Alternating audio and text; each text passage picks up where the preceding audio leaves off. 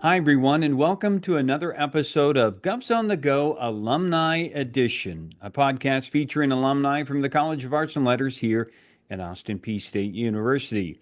My name is Dr. Buzz Hoon. I'm the Dean of the college. I'm also the host of the podcast. And today I'm talking with Shana Thornton, who graduated from Austin Peay with 2 degrees, both in, I think, 1999 and 2004. We're going to check with her on that.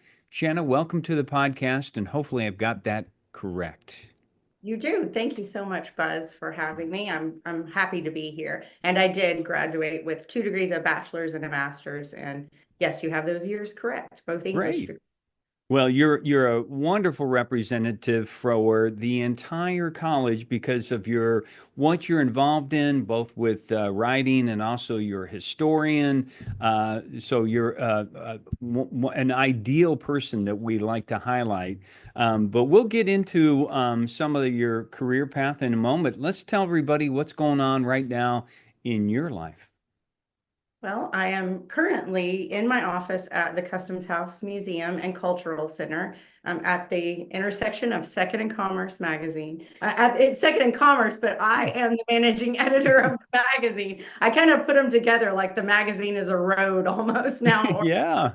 But it is an intersection in a way of arts, history, and culture. And I really love that blending of those 3 topics. So, I mean, for my life and all the different elements of my career, all the different paths I've taken, I think it's appropriate that I am here now being the managing editor of the magazine. And I love it. I get to write, I get to research, I get to find out about Clarksville history.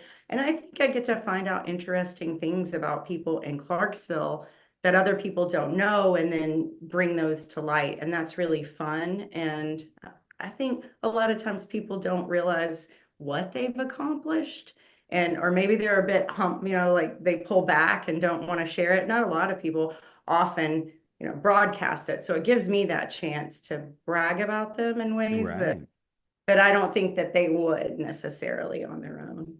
Well, seeing the magazine is always a highlight for me when we get it at home. So it's always filled with great pictures and great stories. Thank you. Thank you. So let's talk a little bit about your early life. I always like to start with things that have impacted people along the way. And you told me you grew up in Middle Tennessee. You were in the Nashville area for early part of your life. And so what was life like for you? What do you remember that you liked to do as a young child? Yes, so I was a baton twirler. Wow. I was in the Tennessee Twirling Institute in Nashville, and I went to school in West Nashville. We lived in West Nashville, and it was really kind of a West Nashville. I think it grew out of that area. I could be wrong, but it's a Tennessee institution. And so I did lots of parades and lots of baton twirling as a kid. But I'd go back and forth a lot between my parents were living in Nashville and had really made a home for us there, but they're from the Plateau area. So they're from Gainesboro, where I was born. And so my grandparents still had a farm there when I was growing up. So I'd spend summers a lot at the farm. And then my school time of the year was very urban, really. And just so there was that difference. I got a lot of both, which I really enjoyed, the rural aspect of Tennessee growing up and, having that farm experience that I think most people don't get to have as often. And then also being where I guess the movers and shakers were in Nashville, where entertainment was happening. And so that really influenced me a lot, those 2 dynamics. Yeah. And you mentioned that when you were in school, some English teachers really impacted you early on about your writing. Absolutely. And, I think storytelling is such a part of Southern culture, and it was such a part of my school life. Especially then, I think it was because our teachers were taking us to places all around Tennessee to learn about Tennessee history. That was such a big educational component. And so they were wonderful in telling those stories as well. And just saw that in me. I think that I was so very interested in Hmm. stories and would listen and wanted to listen and hear what happened before this, what I'm seeing here now, what was here before, and what was life like. I was always very interested in that. And I had a wonderful teacher, Priscilla Doris, in Kingston Springs when we first moved there. And she just had she now tells stories. I've seen her, I think, on YouTube, has been interviewed, and she was just great in telling us the stories of Kingston Springs. And we could imagine, the houses arriving on the train and what was the town like when it centered around the train stops. And that's, it was a completely different city center, if you will, than Hmm. our interstate era of growing up. And, everything happened around the interstate system, which was completely different. And she allowed us to really envision what that was like, the difference in where the center of everything happened in the town versus where it was happening when we were growing up. And I think that was, for me, just such a formative experience in how I saw the world and saw that there were just so many layers there, and that it would probably change again. And in Yeah. the future, I see, that life as a fluid in that way and not as permanent, I think. And that's just informed me so much. And then you mentioned my other teachers. My family moved to Kingston Springs, Tennessee, and my teachers at Harpeth High School were incredibly exceptional. From my science teachers and they all really would blend interdisciplinary studies together. They worked well together to me, as a student, and really encouraged us to be interdisciplinary. And so I was in advanced classes, and a lot of those people have gone on to have, even bigger careers than they had at the time. But I think their influence on all of us, we still talk about that, how incredible it was. We had access, I think, to people who ended up being professors and deans and, just went on to do other things. It was great. Well, I'm wondering, was there a time that you realized early on you were a listener, you were the receptor of the stories that you wanted to be then the storyteller. You wanted to be the person that would then start to explain and let others hear that. Was there a time where that kind of turned around for you, where you got the sort of the courage and the ability to, or the confidence maybe, to start to tell stories? Absolutely. I think that's key. You're right. And there's a practice session. I remember doing it with my friends on the playground too. And Oh, and making up skits. We would make up characters really and play act. While I didn't become an actress, I think that was essential to character development, because as you said, yeah, eventually I became a writer and, started to opened my own publishing company and started to publish books and write books. But yes, certainly in my young life at school, we would, and I remember very much in sixth grade, I don't know what was about sixth grade, but we had a lot of time outside during that year. I guess just our teachers enjoyed taking us outside. And so a lot of our class time would actually take place outside. And we had a lot of time to be very creative and to kind of, move over to a side of the playground because we had a large playground at that school and it was in Cheatham County as well. But we could just pretend, mm-hmm. so we would create characters. I remember we would tell each other scary stories. It was that time in my life. So yes, absolutely. That was probably sixth grade was probably really the switch that I can see in my life when I started to tell stories as well. Okay. The other interesting thing I noticed that you were really had a diverse experience, background in high school. You mentioned you were a baton twirler, but you were co-captain of the cheerleading squad. You were also, I think, assisting editor. Or you were involved in the production of the yearbook, and so you must have just wanted to say, I want to do every. That was an early indication, maybe, of what you were going to do in life. You're so, I still get kind of, like slow down a little Yeah. and maybe don't start so many projects at once. I still have that in my repertoire and in my reputation, I would say. So I have to be careful because I'm very creative and I get excited. I get very excited and I love working with others. I love collaboration. So, like you said, I was co-captain. We didn't actually have an editor-in-chief of our yearbook. We were co-editors in chief. And there have been so many instances in my life where that was the case, where I shared a leadership role, and really our group was more collaborative in that we were there as leaders to just make sure that the things got done. But I think I kind of need that too, Yeah. because if I start so many projects, I need a lot of help. And I also think just it's wise. It's wise to get that input from other people, and it just makes the whole experience so much more enriching. And yeah, so I think those things prepared me for like the Clarksville Montgomery County African American Legacy Trail, which was a huge collaborative effort that I started here in Clarksville around 2018. We started researching it, but that pulled together so many people and that couldn't just be contingent upon me. I really needed a lot of people. And I see that time in high school working with those groups as influencing me in that way to want to work with groups always, to feel very comfortable in group settings and getting the feedback. I feel very comfortable even with criticism.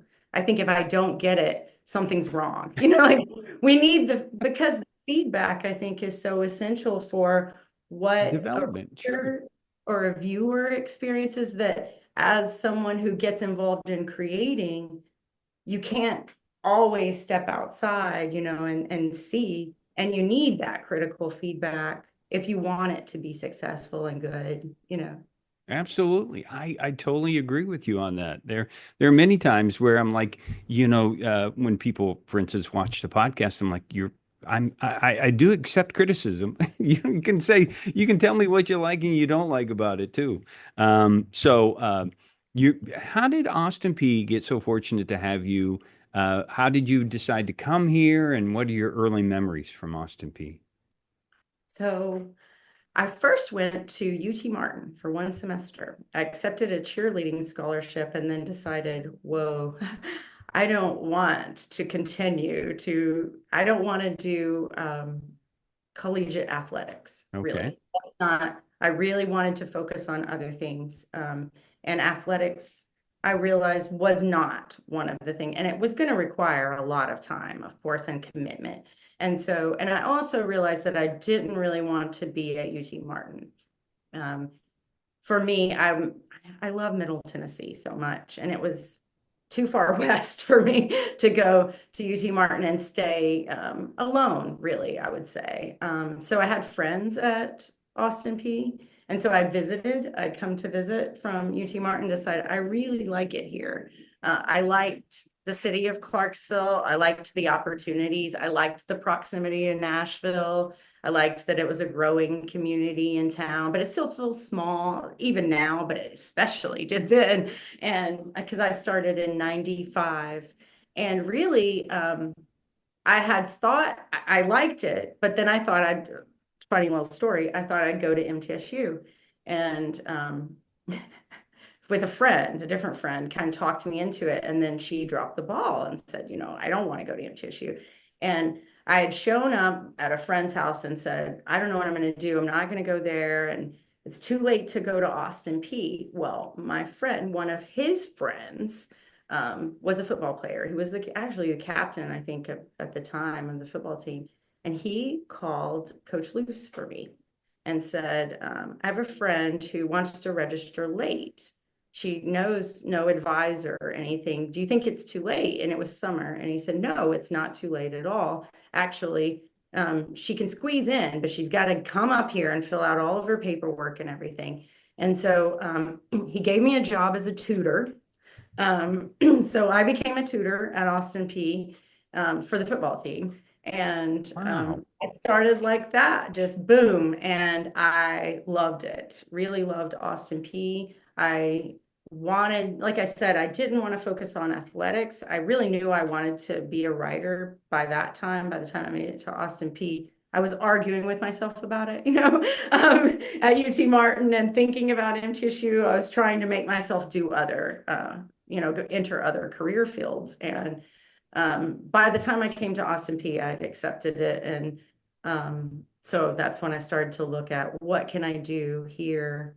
I think Austin Peay was a perfect fit because of the background, the literary background that we have. It's such a strong literary background.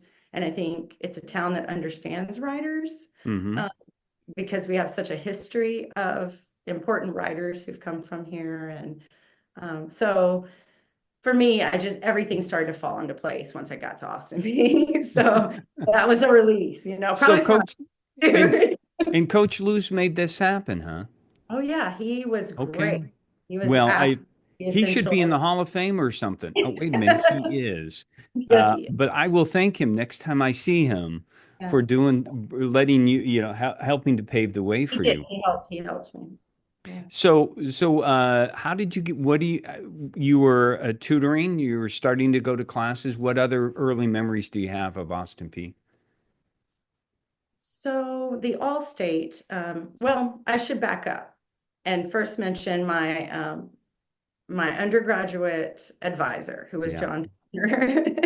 And John Turner was fantastic and really did say, Miss Thornton, you absolutely have to be an English major. You know this, like you're just sitting on the fence and it's ridiculous. And you're in my class and he would say, have you read this? And have you read this?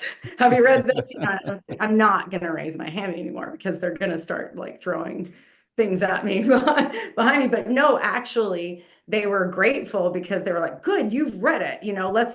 We can do discussions, we can have, study groups, that sort of thing. And so he was really fun and just encouraged me even to get my master's degree, to stay in literature. He encouraged me to get my PhD even. He just was very much like, you're a great scholar of English. And so I think of literature.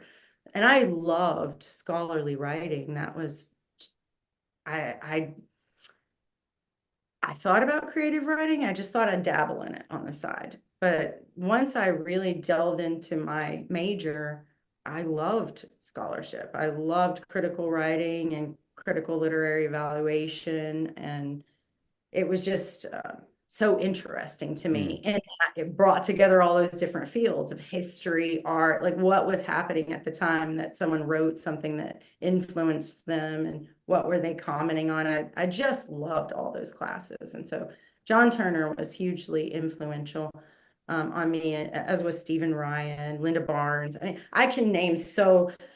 And then what happened was the Allstate. Yeah, the application of your writing.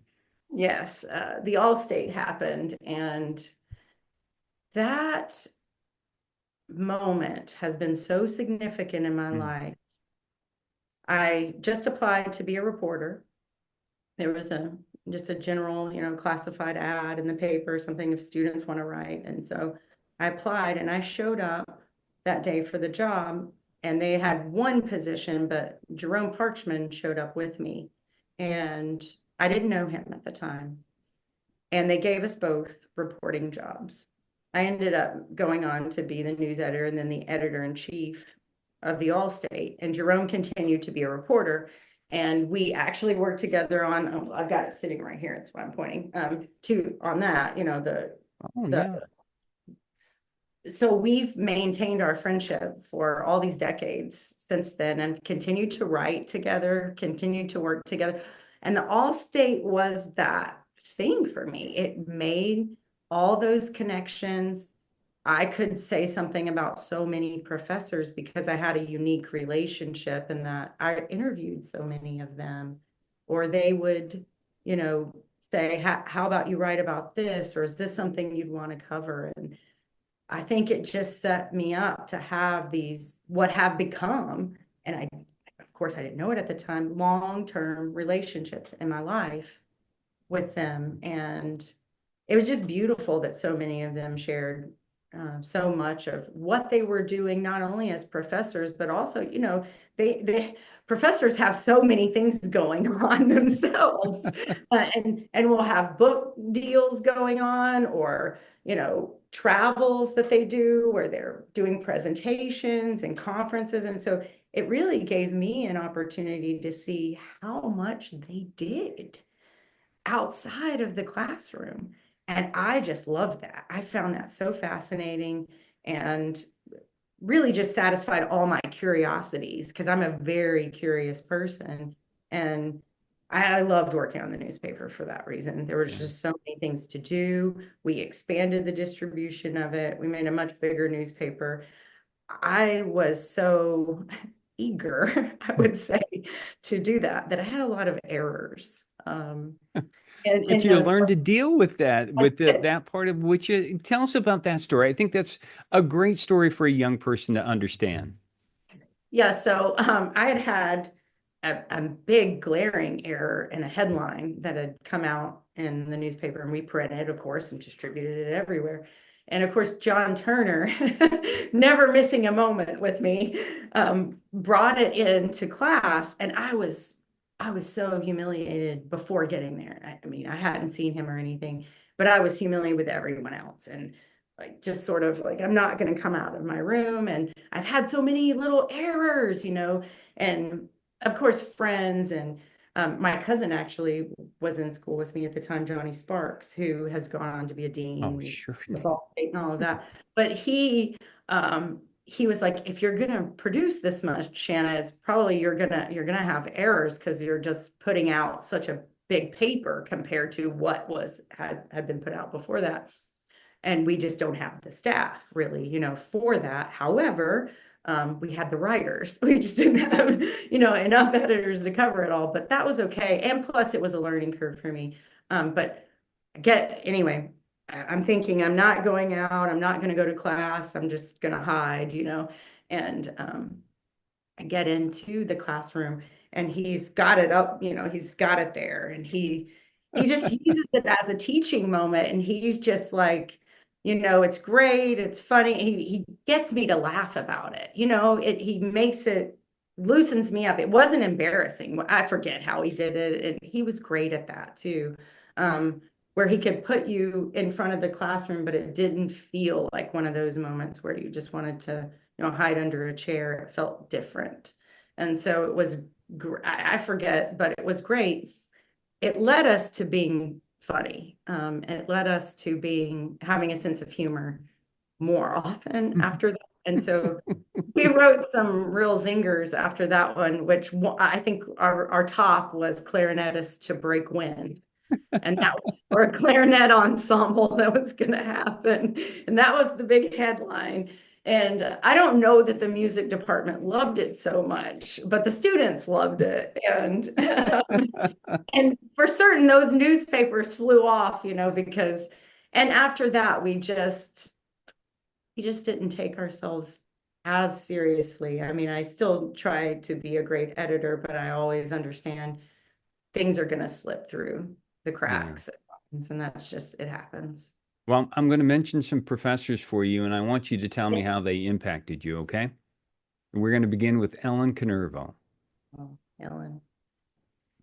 Ellen took us. Ellen was one of our advisors for the All-State, and also she encouraged me to do independent study program, which led me to work in country music, actually.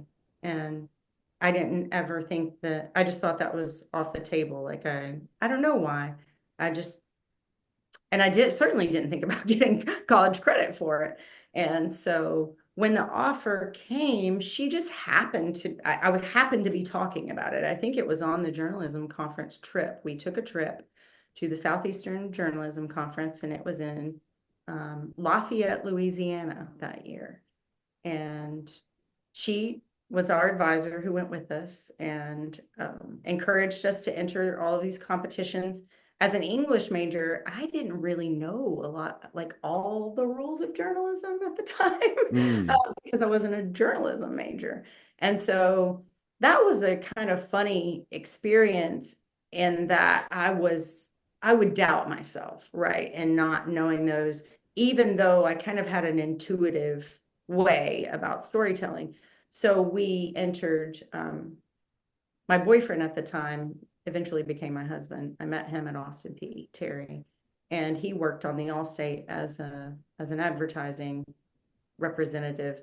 So when we went to the conference, we entered, she wanted us to enter and encourage us to on-site competitions. So we split up and we entered a media ethics competition, Terry and I together, and we won third place. We were shocked, of course, because we felt like, oh, wow, um, we didn't know that we had the proper language really to discuss it as far as communication lingo. However, I think we knew ethics. And so that was the good thing, which helped us to place in third. But Ellen really encouraged that. She encouraged Terry and I. She was great to us on that trip. And then I went into country music for a little while, and I worked for Randy Travis. And Ellen, I got credits for that. And so she was definitely a guide during that time in my life as I was going to Nashville and kind of seeing like, what do I think about this? And I thought about staying in country music for longer. And then ultimately my personal life, I decided not to for personal reasons because my husband, or Terry had asked me to marry him. We were getting married and he was doing a study abroad in the Netherlands. And I knew staying would put a definite space between us. And it was something I really wanted to go with him. I wasn't a student, so I traveled, and met up with friends abroad, but I did. I ended up giving up my job in country music and going with him to the Netherlands while he studied there. But Ellen was just great in letting me see all these possibilities. Yeah. Don't hold yourself back. And even that was true too, even in food, because Louisiana, I think, is her home or one of her homes. And so she was like, just try different things, try different foods. I remember that on that trip. And so we tried all kinds of different foods, and she took us to different restaurants to try the real cuisine. And it was just such a great experience. So Ellen, now I've worked with her many times since, and she's become an advisor for my publishing company, an advisor to me just in general. I will ask her, I asked her, what do you think about the Legacy Trail? Is anyone doing this? Because she's Arts and Heritage Development Council, for anyone who doesn't know. I mean, you did an interview with her, of course. That's wonderful that I hope people will watch. That shows how much she's involved with and just how many people she influences and how much of the town she influences. So I feel honored that she paid such careful attention. Well, she saw something in you. I know she did. Let's talk about Alita Christian. Oh yes, she was my mentor. When I came back, I told you, Terry and I had gone abroad, and then he graduated. We came back to Memphis, where Terry ended up being a student himself. And he graduated, and then I applied for grad school at Austin Peay and came back to Clarksville and was paired up with Alita as her grad assistant. And she gave me the courage to speak. I mean, really speak up, present, talk, teach.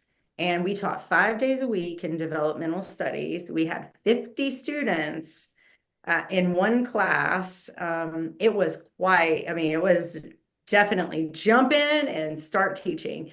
And she just had just such a great demeanor in the classroom that made me feel like, oh, you can make yourself comfortable in the classroom. And so I would see her do that all the time, no matter what we had been discussing or what issues we might have prior to going in there. She would come in and say, hello, friends, every time she came into the class. And that shift that I would see in those students, how are you doing this morning? You know, and just her engagement, that way she engaged really helped me, because I did teach for a little while, you know, for Austin Peay after I graduated, and during while I was a grad student at the end, we got to teach 10-10, 10-20, English 10-10 composition. And then I went on to teach on post, but that her way of approaching things was so helpful to me. And also she encouraged me to write. She was constantly on me about what was I writing, because she's a voracious reader and has read almost, I mean, you name it, she's read it. She beats me to reading everything. I'll borrow the book from her. And so she was just very encouraging, reading, writing, all the things I love so much. And her world travels. I think she's a curious mind. She's another person like that I felt so comfortable being a curious person around. I didn't feel like I had to hold back. No, she wanted me, in fact, to go up there, do it, talk, speak. You know, it's okay. If you mess up, it's fine. Just keep going, you know. Don't lose your nerve. I think that was her, you know, it's fine. It's fun. That would be her. It's fun. That seems very much like Alita. Yeah. Let's talk about Barry Kitterman and Jill Eichhorn. I miss them. Yeah. Barry has been my only writing teacher. My only formal writing teacher, actually, that I took, you know, I took courses with him in undergrad, a few. And then when I came back for graduate school, I took as many as I could. I think I took every class Barry taught. I loved his teaching style for writing. And he spoke very much to me as far as I write based on character so often. I'm not plot driven. I'm more character driven writer. And I'm a character-driven reader too. I really like that in the authors I've signed to Thorncraft. I'm very much looking for strong characters. And so he was great at how to do that, how to emphasize it, really helped me with dialogue. So I love dialogue. And I just liked all his way of teaching us. We always sat in a circle in his classes, always, grad classes, undergraduate classes. And he sat in the circle with us. There was never a head of the table. He shared like everyone else. So it was great. There was just a flow in his classes that felt, while he's giving us advice, but he felt so much like a fellow student so often in the classroom. Though going to me, I mean, he definitely had the guidance and the knowledge to give to us, and would, you know, put on that kind of cap at times, because I worked with him on Zone 3. I got to be a student editor for that, and during my graduate studies, and worked with him on that. And so he then has been incredibly encouraging with my publishing company ever since, with everything. With what I've written, he reads my writing. He gives me critical feedback. He's blurbed the books, you know, he's been that author. He's introduced me at Parnassus, and just a lot of special moments I've shared with him since, that I never expected to start my own publishing company. And so I think all of that has been such a lovely, beautiful next chapter of my life, and some just things that I could have never predicted. And then Jill, he was married to Jill Eichhorn, who passed away 2 years ago. And she was a gender and women's studies professor. I took courses with her as a graduate student. Really loved her as well and her style. Again, she encouraged me to apply to conferences, to present at conferences, and I did. And I developed a friendship really with Barry and Jill.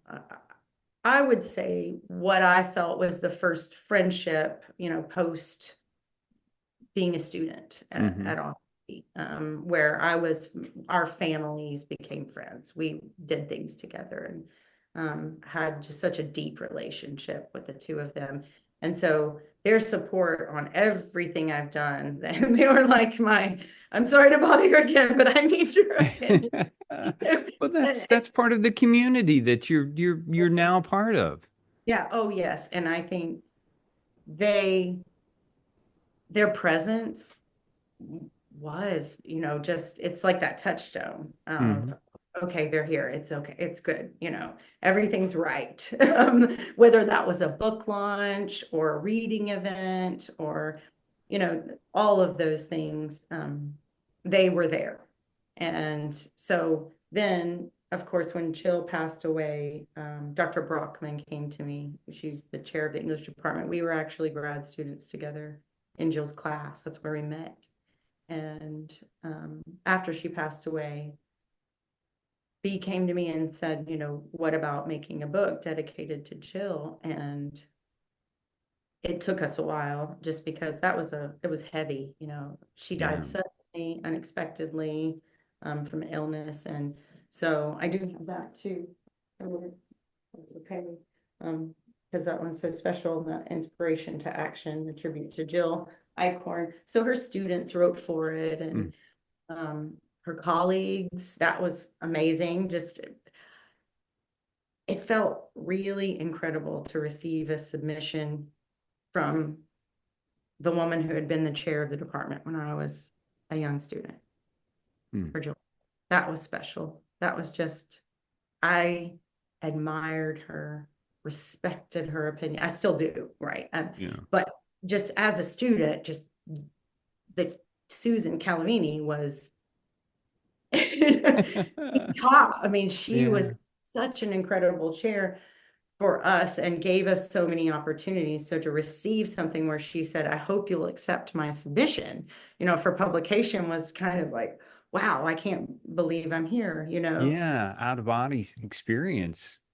Definitely felt it. And it was beautifully written and such a powerful and profound piece as a tribute to Jill. And so that book, it just felt like, like life's purpose or something. Like it all was sort of just pushing me towards what would become my life's purpose, which is publishing, really. I mean, publishing in so many different ways in Clarksville, books in Clarksville, but the magazine in Clarksville, the museum exhibition. I didn't even mention that, but yeah, let's talk about that because you mentioned that was important to you, to your development there at the Customs House, along with Frank Lott.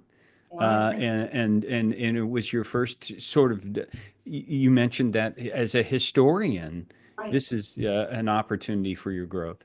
Right. So that a friend of mine had been working at BLF and she was moving.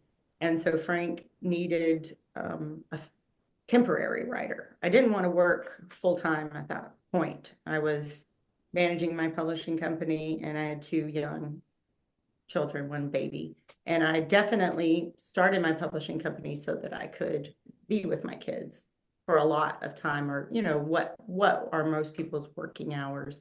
And so I would work at night, but so she reached out to me and said, Frank wants to hire a freelance writer for this Becoming Clarksville exhibition that was going to be a permanent exhibition about the history of Clarksville. that was going to go into the 1898 building, the original Customs House building, and be permanent. And so I said, oh, sure, I'd love to participate and I'd love to be a part of it. So we worked together for weeks. It took months, really, months and months to develop that exhibition. We got work from researchers, historians, writers, some of the people I mentioned. Ellen Canerva worked on that project. So they would just give us, info for whatever we were looking on. And then it was up to us to kind of condense that, wrap it up, package it, and then put it in a way that was digestible for people to read Right. that, because there's a lot of written text for that, and how to make that really pack a punch so that it doesn't read in a dry kind of way, so that it reads in a more catchy way for people. And which stories do we emphasize? So that's how I really started to dive in deep to Clarksville. I dove in deep to Clarksville history. And so yeah, that really started me on researching the Burts. I fell in love with Dr. and Mrs. Burt, who opened the first hospital in Clarksville, the Burt Home Infirmary. They were African Americans in 1906. He opened it, and then she joined later when they married, but as his nurse and anesthetist, which is basically an anesthesiologist by today's standards. And I just absolutely fell in love with the two of them and their impact on Clarksville, how just incredibly remarkable they were, and started to research the Burts really deeply. And then started to research African American history in Clarksville. And I wanted a source, really a source. And that's when I reached back out to Jerome, who had worked with me on the newspaper, and Ellen, and all these people who had been a Yeah. part at that time. And said, what do you think about this? Is anyone else working on it? First of all, because I don't want to, doubly do work. I'll just join in with them if they are, or if they would want me to. And no one was. So that was it. We just set the ball in motion and started that so that we could develop a brochure and then an online, legacy trail. So the Customs House has been, I've come back and forth here for different things like that over the years. And I think that's been essential to my historian role, a deputy county historian. Carolyn Farrell is the county historian, and I'm the assistant, if you will, assistant. Yeah. Well, So you wear many hats, yeah. that's for sure. Some of them are voluntary, some of them are paid. Let's talk about Thorncraft Publishing, because I think you have a wonderful mission. Talk a little bit about, what's your mission? What do you try to do? Yeah. So Thorncraft, I started after I had been working, right after I graduated. I'd been working on an online magazine for women's arts, literature, and authors, artists, and activists. And they were worldwide, it was global. And so I had editors, I was the editor in chief and had editors really, there was one in Japan, Germany, UK. I mean, they were spread out, and they were interviewing, artists, authors, activists themselves. And so we would meet via Skype at that point. And so, because I was back in the Skype days. And so we did Skype interviews and all of that. It was all virtual. None of us had ever met in person. And it's still up. It's called Her Circle Easy. But the company just never, it kind of stayed there, if you will. I knew I wanted to, and it's not an active company at all. The content is all archival from that time period. But so I knew I wanted to start my own publishing company, I think, from interviewing these authors at the time. And one of my editors, she was a senior editor for Her Circle, said, Shana, we've been interviewing all these people. We had switched books. She's a writer. We had switched novels. And she said, her name is Melissa Corliss de Lorenzo. She said, Shana, if one of us doesn't start a publishing company, we're going to be behind the wave on this thing, because the people we're talking to and stuff, it was, fairly new at that point to try. So I said, okay, I'll do it. I'm gonna try it. And I ended up publishing her work. I published her work as well. She lives in Massachusetts. And so I started Thorncraft because we had noticed so much, and we're talking about at her circle, the disparities in publishing. And that women are just not published as often, and they certainly weren't at that time. They much more now. So, and so it's been 11, 12 years now. And so I started by publishing my own book because I figured I should try this out on myself first before I experiment with anyone. And so I had to do a lot of things then that are a little different now. Everything's so different now and so much easier now than it was then. I had to get trade credit and all this stuff then that people don't really have to do. And so I encourage people to try it out if they have any interest at all. And if they're writing fiction, nonfiction's a little more tricky, and the legalities of that can be tricky. But fiction, I think, is a safer option for people if they want to try that, and if they think it's something they would be interested in. So, and I wanted to meet all industry standards. I wanted our books to look like the books in the industry. And so I did a lot of research so that I could be certain that so they all meet industry standards. They all have, international standard book numbers, and they're cataloged with the Library of Congress and all that good stuff. They're all copyrighted, So and I hire graphic designers, editors, so that we're not just operating as a self-publishing entity that's not really dotting I's and crossing T's. I didn't want that reputation. And so I think we've been really successful at that. So my mission is women, publishing women authors, though I have in some of the collaborative books, like the Jill's book, for example, I have published men in those books where it's a variety of different work. It's poetry, fiction, nonfiction. And so those are special projects that I do. But if I represent a singular author, they're always women, and mainly fiction. Southern fiction is really what I feel the most comfortable in, though I have an author who's in Canada. She writes science fiction. And I was just honest with her that that's not my genre, as far as where I have contacts and, how a genre I know how to navigate, because it does vary. I mean, in the publishing industry, in the book industry, it varies depending on the genre, and how to engage the audience and all kinds of things, like who does the reviews. So, and her name is Nikki Martin. She's wonderful. But I say it a lot of times, if they're close to me, like she's a friend, and I really love their work, though we have never met in person. We have a purely online relationship. That's how we met. That's how we've always communicated. I haven't been up to see her yet. I've met Melissa. I've been up to see Melissa, but I haven't made it to Nova Scotia to see Nikki. She's a screenwriter, script writer as well, and she won a short script, not based on her novels. We were trying, for those.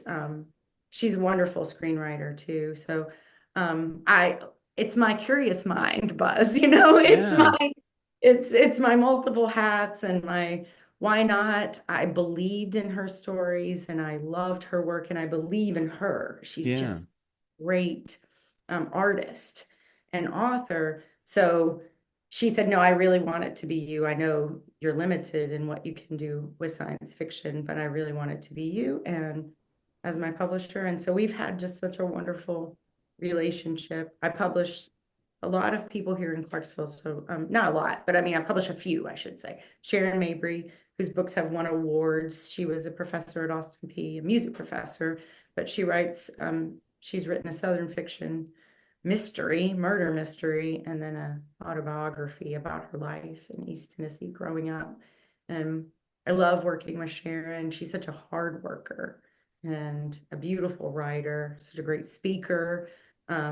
I can say something wonderful about all the authors I Well, work because with. you believe in them. That's the thing. I've seen you in action, and I just think all the tools that you've gotten along the way, you're just pulling out of your tool belt, and you're saying, I can help in different ways.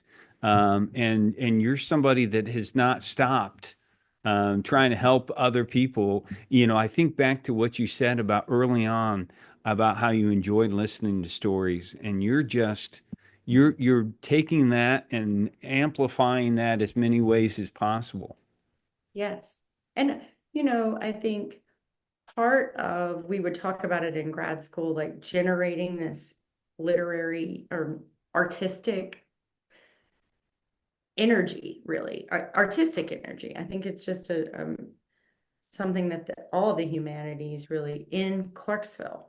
Um, and when that kind of, it's like a drum beat, and it's like being close to a drum line as it getting closer and closer and closer. That energy is so magnetic, Mm. and it's it just makes you want to create and work with people and talk to people. I'm like, what more can we do? And oh, there's so many things, Buzz. They're like, you've got to wait next year, Shana, to meet and talk about that. But I think it's just so exciting. It's exciting to see those dreams come true for Yeah, people too. And I think that I absolutely love that. Beverly Fisher is another author that I represent who lives here in Clarksville. And her book, Grace Among the Leavings, that we published, went up to a stage play. And we took it up to New Salem, Illinois, which interestingly is the first town that Abraham Lincoln surveyed when he was a surveyor, sure. right? I've been there. Yeah, okay. And so it's a great little, they have, but their theatrical community is unbelievable there. They have such a vibrant, huge theater community. Well, they loved this play. First of all, we did a staged reading, where we invited the audience to come in, no costumes or anything. We just had actors and actresses stand in front of music stands and read. And then we took feedback from the community. How can we improve this play? What would you do? How does this sound? So then a year later, we fixed it all based on the reading and then brought it back to the stage, a full on production there a year later. So they came back and we had 3 performances that were packed, sold out, not a seat left. And Beverly was signing, signing, signing. And I said, this is just, they said, as a publisher, we had a little Q&A afterwards. What was most meaningful to you? And I said, seeing Beverly get to experience this as an author Yeah. is so incredible because I could see it all over her, what it meant to her. Yeah. Have that, to have them be able to see her characters come to life and then to talk to her about what that meant, to them.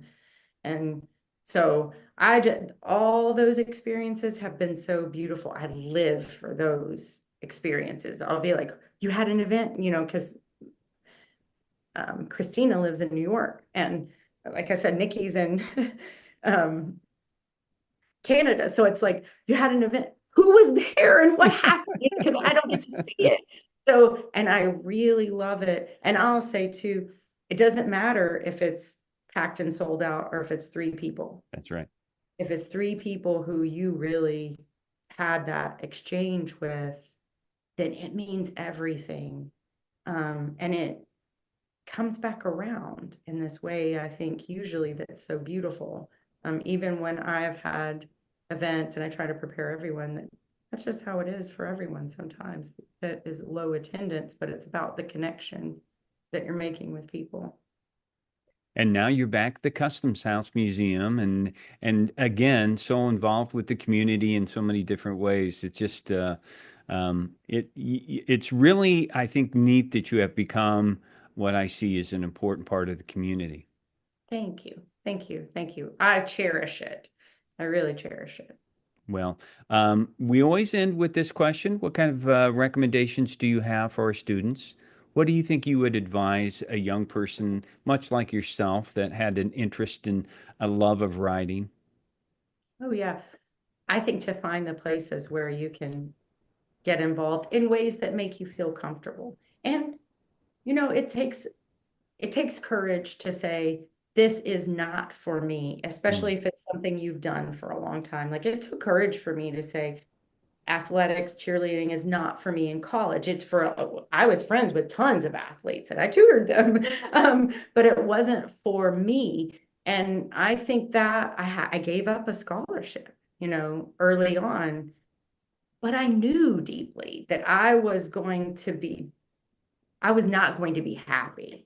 And it's finding those things that truly do make you happy. And it may not look like what it's looked like before in your life or what you thought when you got out of high school and entered college. And also, maybe it's not what the other people in your life thinks, it should look like, but, or think it should look like. And that's part of starting to make all those decisions for yourself and owning them, and saying, okay, I made that decision, but it was wrong and I need to change my mind here. And I went to that coach and told him just very honestly and sincerely.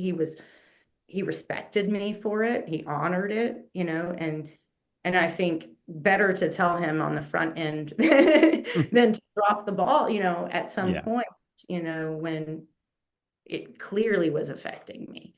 And so, because I think those things have an effect. And then just as much as when you get involved in all the enriching things that really satisfy you and fulfill you, like the All-State and writing for the All-State did for me, then it just more and more things start coming your way, that are like that. Because I got opportunities to write, like this, get your name out there. And then you start to have little opportunities along the way. And so my advice is find the thing and what interests you and really get involved in the way that makes you feel comfortable. And say Well, no to anything that's a no. say no is say yes, yes, yes, and then say no. Yeah. That's good. Yeah. Well, thank you for sharing your story and thank you for all that you do in the community. Thank you, Buzz. Thank you. I love this podcast series. I think just keep doing what you're doing. Maybe you're Like, not getting any critical feedback because you're doing such a wonderful job with yeah. them. And, I really enjoy watching them and learning so much about, I think I know people.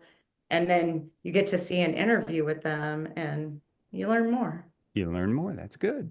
And thanks to all of our listeners and viewers out there for checking out the podcast. We appreciate their support as well, not only for the podcast, but for the College of Arts and Letters here at Austin Peay State University. So until next time, stay safe, take care, and God bless.